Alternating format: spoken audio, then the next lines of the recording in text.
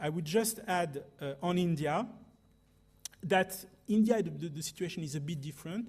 You don't have the same fragility of corporates in India because clearly you don't have the same amount of competitiveness into the supply sector. You don't have the overcapacity problems, but there is an issue of lack of financing resources. Of course, credit is booming now in India, and there is an issue about credit boom, but it's still, in terms of stock, very low in the economy. So we still see that some corporates may have some financial constraints or getting to tap the external debt market, and we are a bit worried about that. We will see how far the Indian economy will go, but in terms of growth, we believe also that the economy will do very well. There are only two countries that are still risky. Vietnam, I said, so we've downgraded Vietnam in C. We believe that there's a big risk of hard landing. The other one is Thailand. We put a negative watch on the E3. I think we are overly pessimistic of Thailand. We have seen how well the economy has been resilient to the political crisis, and I think we should withdraw now this negative watch. I think it's going to be the discussion because growth has been excellent in Vietnam and the corporate sector has been extremely strong. Yes, the political crisis is not solved in Thailand, but it doesn't weigh so much on the economy so far. So for the rest of the economy, you see that Asia is clearly back where it was before the crisis. It's an extremely, still very strong economy, it's very strong corporates. It has been touched during the crisis, but now we see clearly that except for Thailand and Vietnam, we are back where we were before the crisis. So I will go to Russia after, because it's the last cherry on the pie. So of course for MENA, we see what's happening as clearly an increase of the short-term risk. You see the impact on growth. We believe now that, and we have had the first quarter for Egypt, which is extremely bad, as you may have heard. We believe that the growth will be something like 1%. I think 1.5 is already a bit optimistic for Egypt, 0.5 for Tunisia. There is a short-term impact, of course linked to tourism. Tourism is something like 6 to 7% of GDP, but 12 to 13% of employment. So it has a huge impact on these economies, and there are no tourists these days in Tunisia, in Egypt, but also in Morocco. So clearly, and I think a lot of tourists go to Spain, maybe it's good for Spain, but for these countries, there is a big loss. So you have a short-term impact. On the longer-term impact, it's very difficult to see, but I think these political changes may have a very, very strong and positive impact. Here you have the investment rates.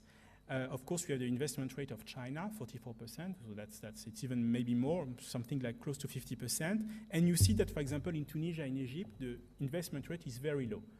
So what is behind this low investment rate? Financing problem, low intermediations. Banks do not lend enough to the corporate sector, and especially to SMEs. And the second problem is property right problems. Of course, when you are an investor, when you were an investor in Tunisia, you don't have any interest to grow, because if you grow, you would be, let's say, kept by the family of Mr. Ben Ali, or rather the wife of Mr. Ben Ali, who was very eager to take the corporates. So of course, you don't have any incentive to grow. And this is why the investment rate was very low. So now, clearly, the focus for the new government in Tunisia is very much focused, for example, on the reform of the financial sector. For them, it's extremely important. And also, there will be an improvement in the property rights system, which means that you may have more growth of little entrepreneur, and you may have a rise of investor. Of course, it will not take place this year. Maybe it will be a very slow process, but still it means that it will free entrepreneurship and it will free investment, especially small investment, and this is extremely important for future growth. So I think in a way the political system may have a positive impact in some elements. Generally speaking, of course, as country risk people, we didn't see it coming. It's exactly like what I said to the sovereign debt. We were blind. We didn't see this revolution coming. And I think we have to ask the question why we didn't see it coming.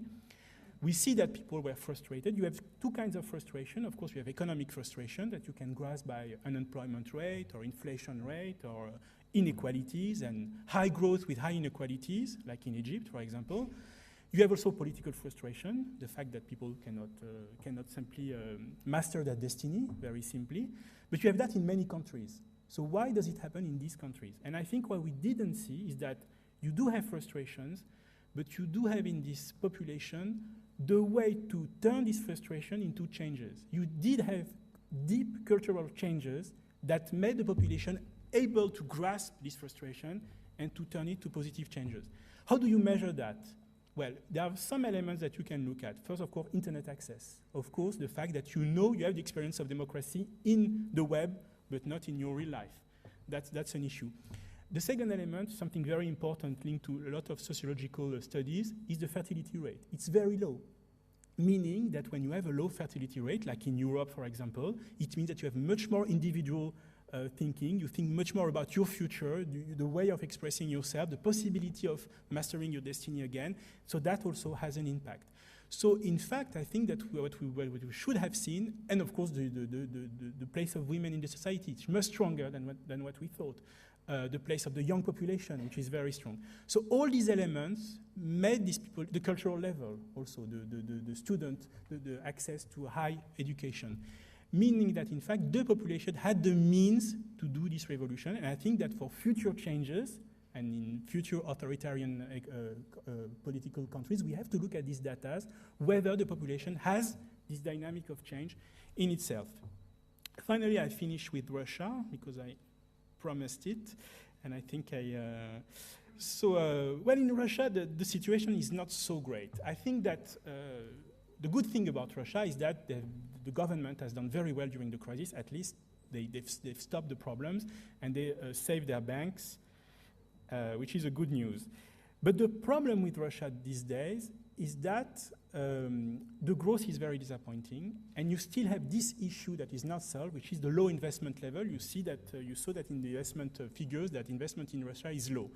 And you have two problems. The first problem is in the oil sector, where clearly because of the uncertainties and because of the problems of the property rights that you have, that you had in Egypt or that you had in Tunisia, the same kinds of problems, people are not, the incentive to grow as an investor is not strong. And here again, the same problem.